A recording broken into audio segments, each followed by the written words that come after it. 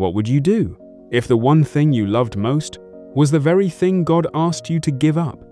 Not your comfort, not your plans, not even your future, but your miracle. The sun rises over a quiet desert, warm light spilling across the hills. A boy's laughter echoes in the distance as he runs ahead, carefree, full of life. Behind him walks his father, slower, older, but smiling in a way that says, "This moment means everything." This is the story of Abraham.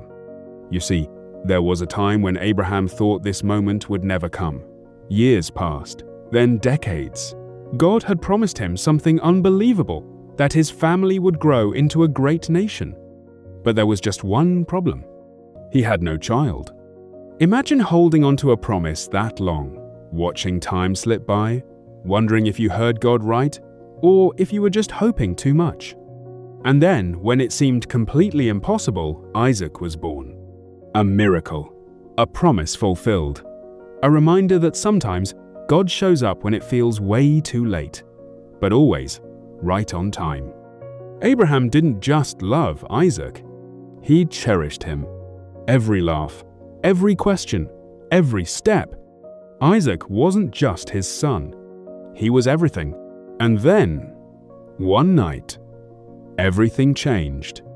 The stars stretched across the sky, silent and endless. Abraham stood alone when he heard it, a voice he knew all too well. Abraham, and then the words that must have stopped his heart.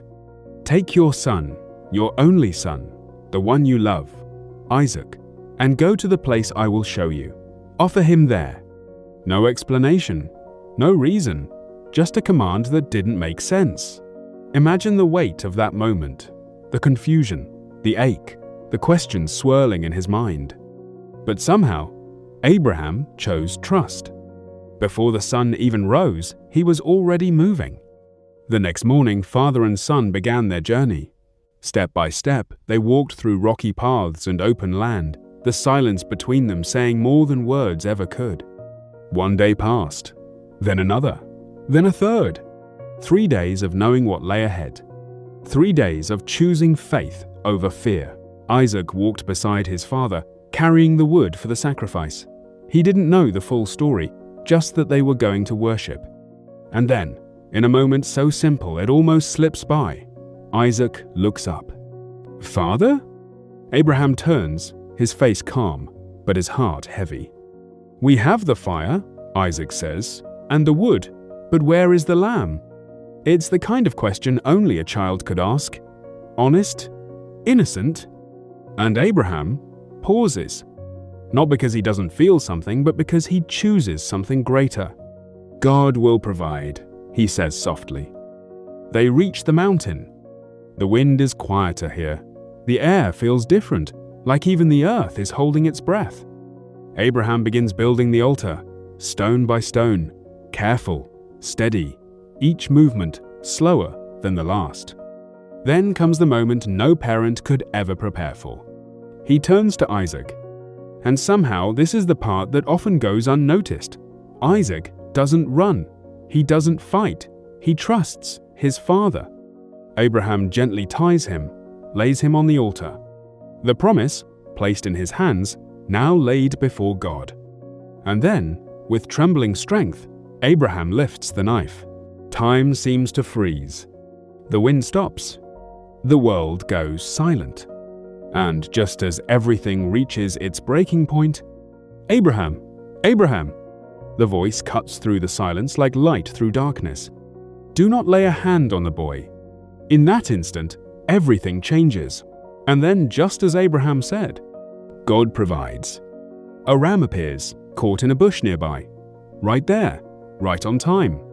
The sacrifice is made, but it's not Isaac. The promise lives on.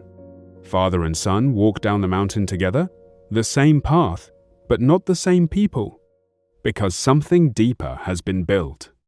The tension breaks, the weight lifts, the test is over. This was never about taking Isaac.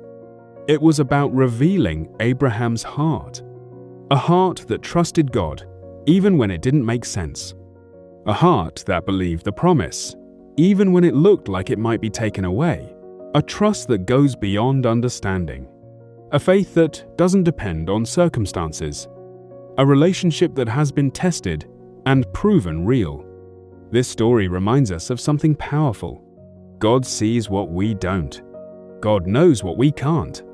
And God provides, even when we least expect it.